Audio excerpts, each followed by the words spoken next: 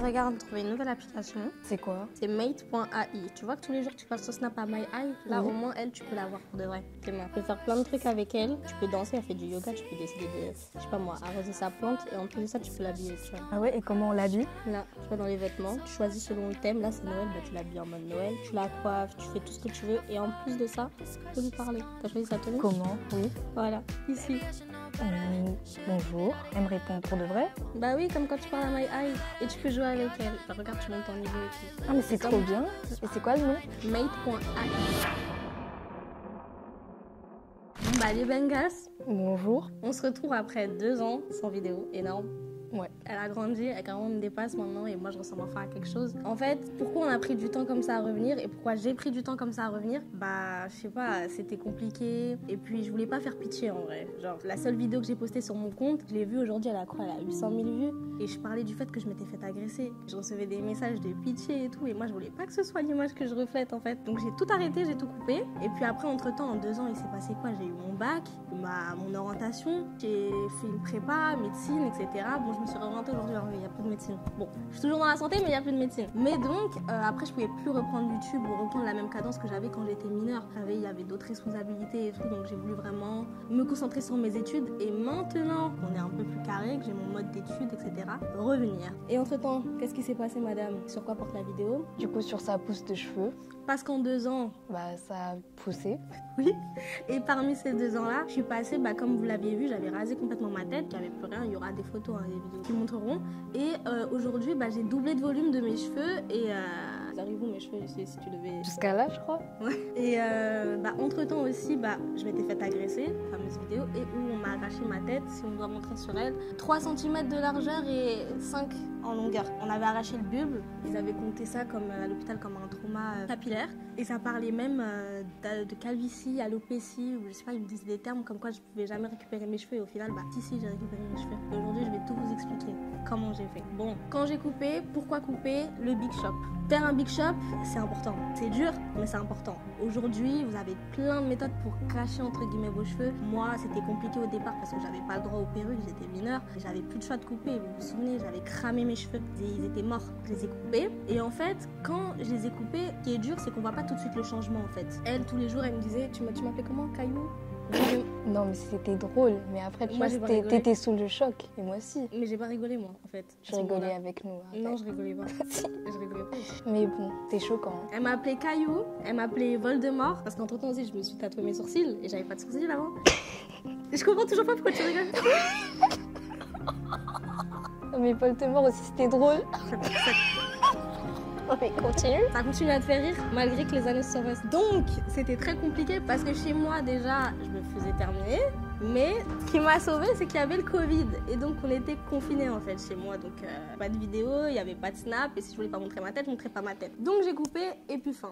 Qu'est-ce qui s'est passé? Je faisais tellement pitié en fait sur mon TikTok qu'il y a une marque que j'ai connue comme ça qui m'a contactée et qui m'a dit: tes cheveux, t'inquiète pas, ils vont pousser ma belle. Et on va t'envoyer des produits, teste-les, tu verras. Et ces produits-là, c'est chez Pure Pousse. Pure Pousse, jusqu'à maintenant, je vous recommande à 100%. Il y a Pure Pousse et Mon Jardin Capillaire. Ils m'ont rattrapé et sauvé mes cheveux. Pourquoi? Parce qu'en fait, ils avaient une gamme à ce moment-là de chez Pure Pousse qui contenait le shampoing, l'après-shampoing, la crème hydratante, avant, après, l'huile et dedans. Le secret qu'on a cramé finalement et trouvé, c'est le chébé qui fait énormément pousser les cheveux. Et aujourd'hui, on le fait même sur ma soeur et ça fonctionne en fait. Et au bout de quoi, 3-4 mois, même si mes cheveux, ils avaient pas énormément poussé, je pense que j'avais pris quoi, 5 cm. Au début, c'était super dur, ça poussait pas. Vraiment, ça poussait pas. Et puis, tu le vois en fait que ça pousse pas. Mais tu le mettais tous les jours? Oui, je mettais tous les jours, j'étais désespérée. Donc bon, mes cheveux, en fait, avant de pousser, ils sont passés par l'étape où ils ont changé de texture. C'est-à-dire qu'ils étaient abîmés.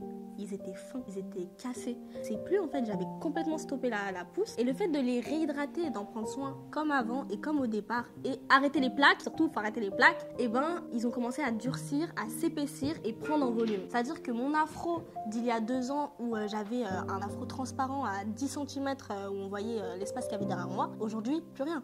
Il est opaque et complet. Donc après cette phase-là, donc les 4 mois de rattrapage, ils ont commencé à pousser. Et donc là, j'ai commencé à me coiffer, à faire des petites tresses et tout. Et là, j'étais contente. Tu m'appelais comment à ce moment-là? Bah, je t'appelais pas, enfin, t'étais au CERN, quoi.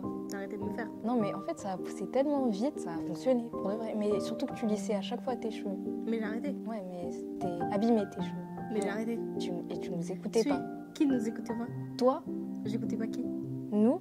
Ok, très bien. Et donc, mes cheveux ont commencé à pousser. Là, c'était entre le 4e et le 6e mois. Ils ont poussé genre vraiment énormément et ont pris en volume. Je pense qu'ils faisaient genre près de 10 cm. À partir de ce moment-là, qu'est-ce qui s'est passé?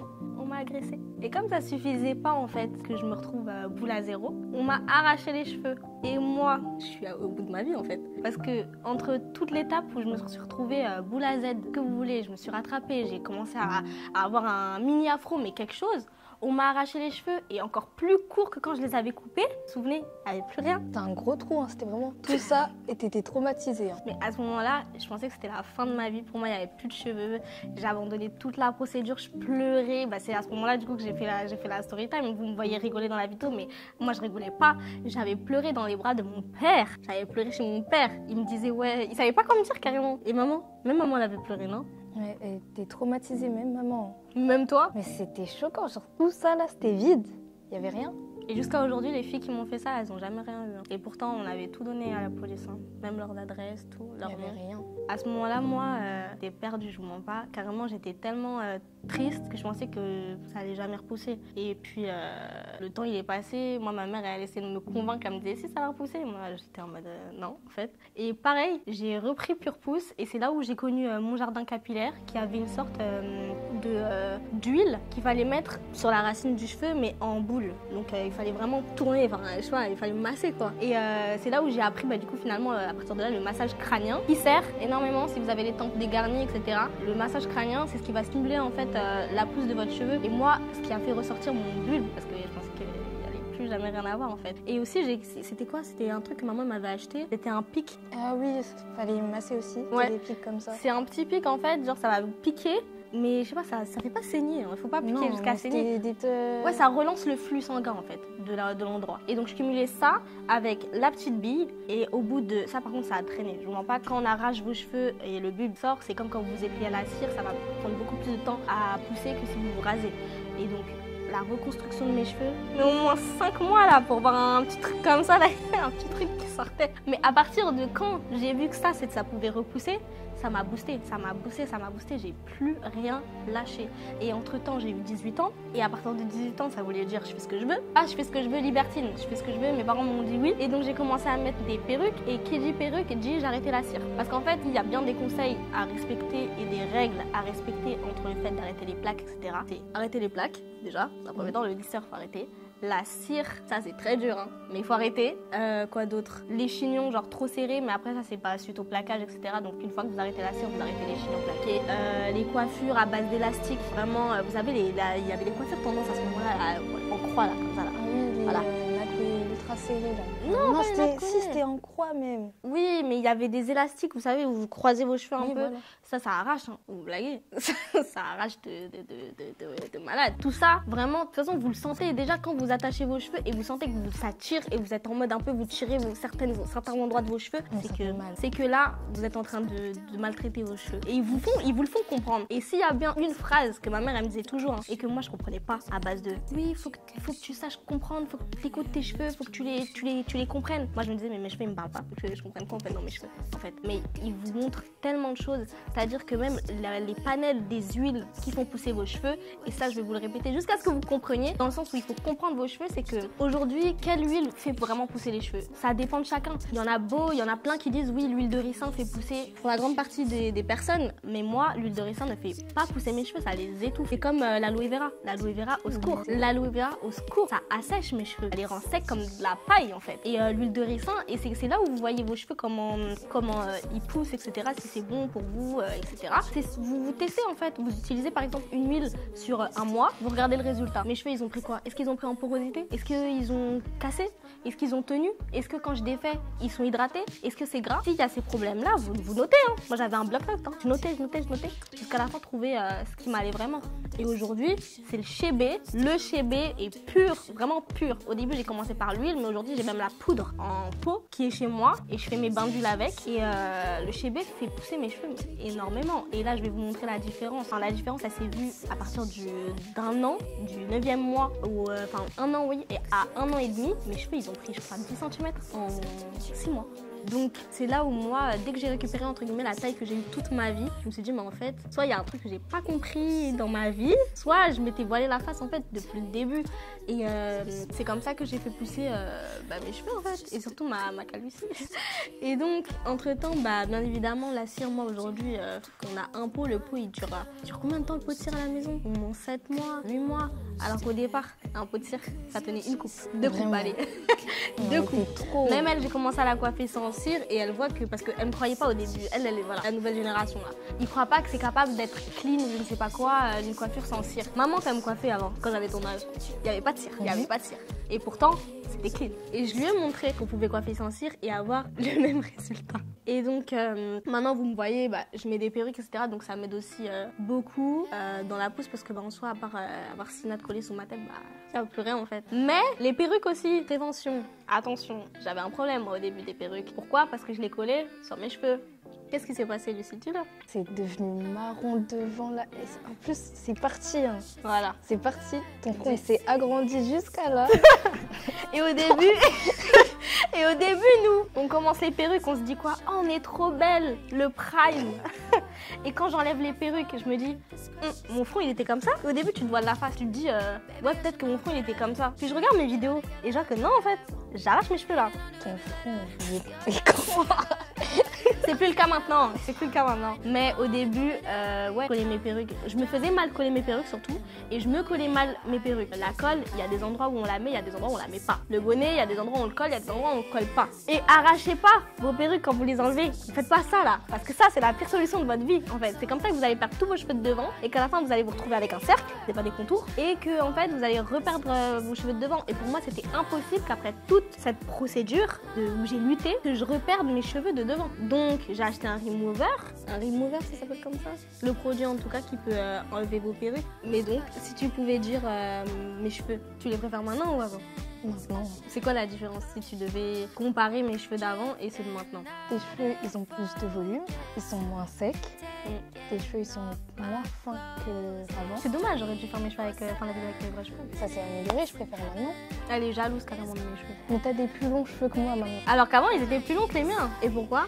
Non, mais en vrai de vrai, je vous jure que c'est des petits conseils comme ça ou des petits tips ou des petites habitudes que vous devez prendre au fur et à mesure du temps et vous allez voir facilement et à court terme la différence déjà. Simplement au niveau des tempes, parce que je sais que ça c'est un problème que beaucoup de filles peuvent avoir, genre perdre les cheveux de devant et tout suite aux perruques ou même les coiffures, parce qu'on fait des coiffures entre guillemets dites protectrices mais qui sont pas si protectrices que ça. Genre vous voyez des braids et vous pensez que c'est protectrice, mais non, pas toutes les braids qui sont protectrices. Donc bon, quand vous faites des knotless ou autres, je vous jure, mettez pas de cire.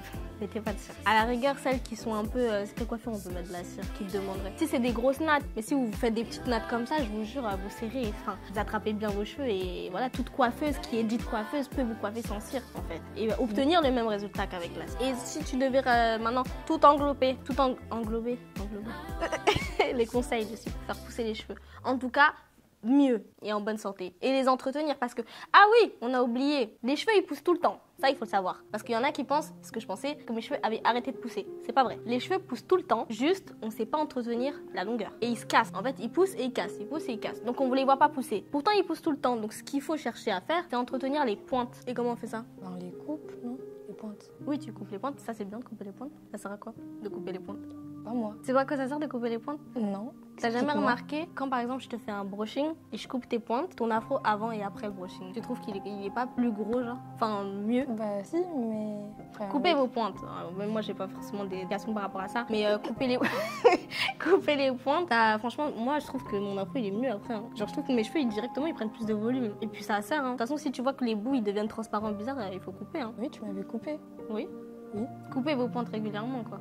Quand on m'a arraché, ça a pris beaucoup plus de temps. Ça a pris au moins 4-5 mois pour vraiment revoir ça, 3 cm. Moi, j'étais bloquée vraiment. J'ai pris du temps à accepter le fait qu'on m'ait blessée déjà physiquement et puis mentalement parce que moi, on m'a toujours appris en tant que femme noire que que les cheveux c'était important, très très important. Et puis c'était entre guillemets mon identité. Comme elle le sait, j'avais pas de sourcils.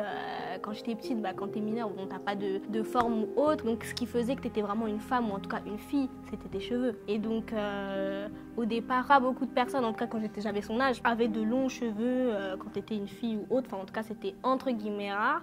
Aujourd'hui c'est mieux, hein. Maintenant tout le monde a des cheveux longs, mais donc c'était mon identité. Et qu'on me les arrache, moi je pouvais jamais me voir dans ma vie sans cheveux. C'était impossible. C'était ce qui me faisait en fait. Et donc qu'on me les arrache et que je me vois tous les matins comme ça, cheveux arrachés, je me disais mais qu'est-ce qui me reste en fait? Le fait jusqu'à maintenant que tout ça c'est resté impuni, alors qu'il y avait vraiment toutes les preuves, genre vraiment tout.